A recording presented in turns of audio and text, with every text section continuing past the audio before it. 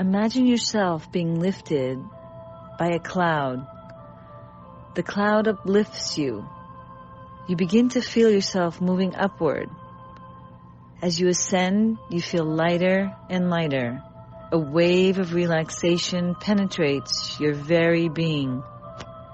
This cloud is going to take you to a place where you've been before.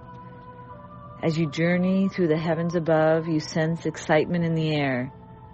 You hear a voice, and it tells you to prepare yourself for the giving of the Torah. These are the last minutes before the work of preparation ends.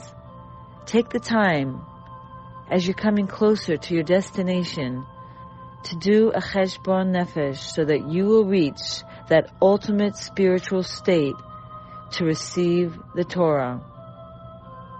The cheshbon nefesh is not daunting.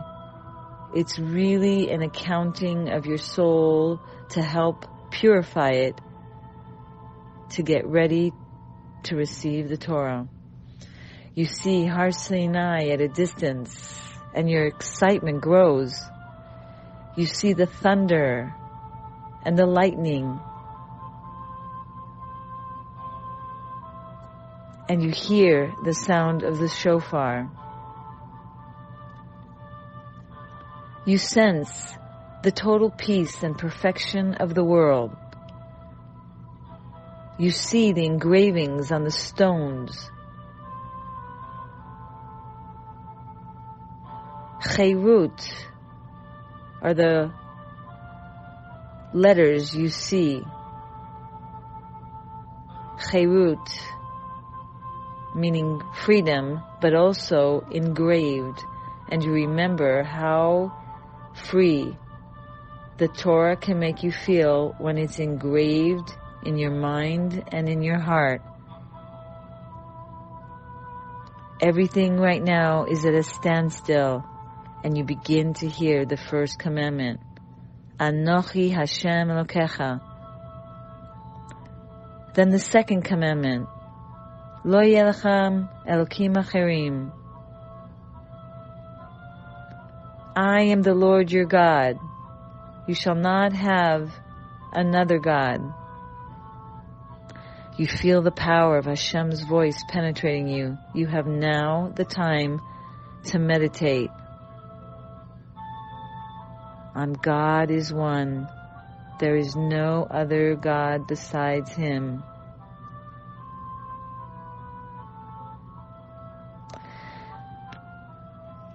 You begin to understand that the Torah is a gift given to you by Hashem, and it's the most precious gift you can ever get.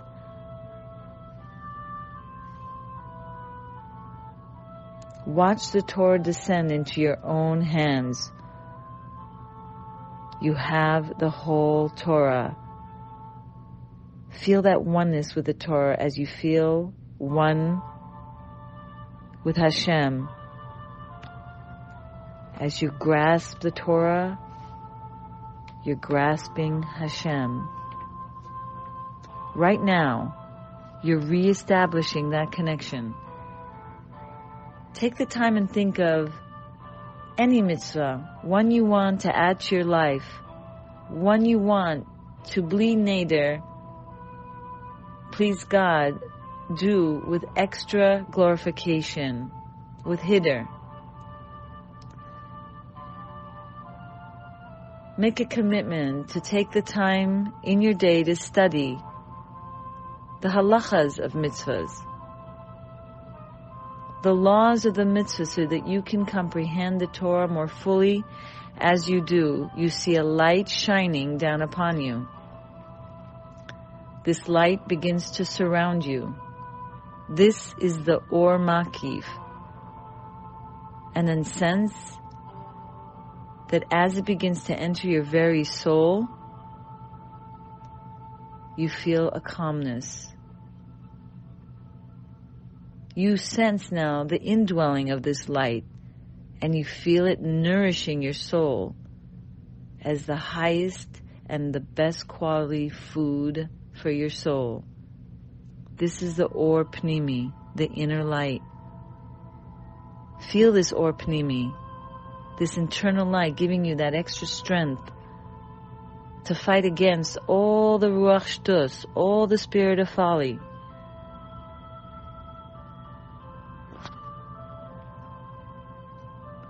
This extra strength helps you also combat the Yetzer Hara. This light of Torah helps you withstand the tests of the moment. It helps you have greater powers to follow the righteous ways of your godly soul. Now see yourself so easily occupying yourself with the study of Torah. When you study Torah, you can call out to your Father. Father, Father, come near to me.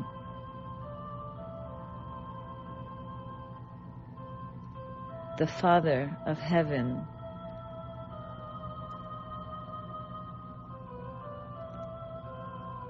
And you feel closer. And as you feel this closeness, it arouses in you a greater inspiration to continuously to connect Hashem with Torah. Now that this connection is at an even deeper level, it's so powerful. It enables you to focus your attention on getting the strength from Hashem to help refine your nefesh habehemis,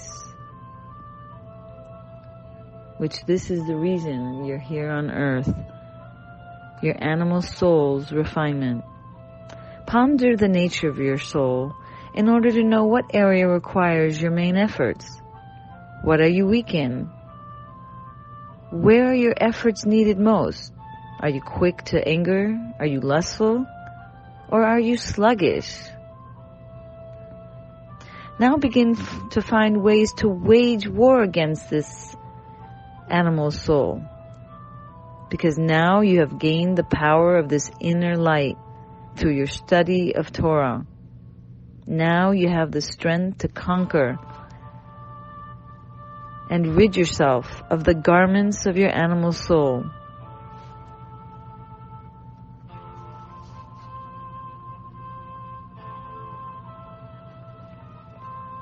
You realize your nefesh habehemis is not essentially evil. Its root is in the supernal angels that serve Hashem with love and awe.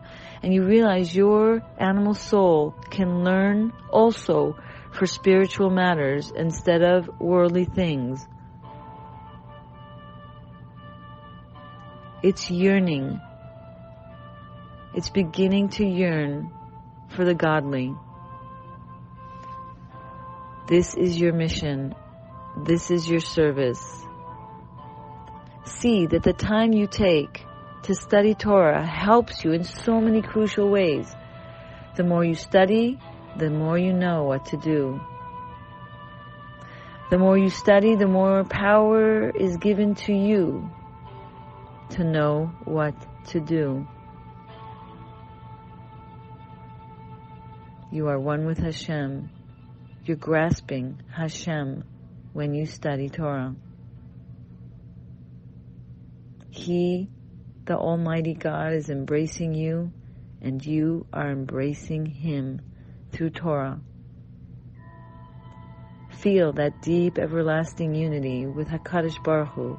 Don't let go. Plead with your neshama. Don't let go of the Torah.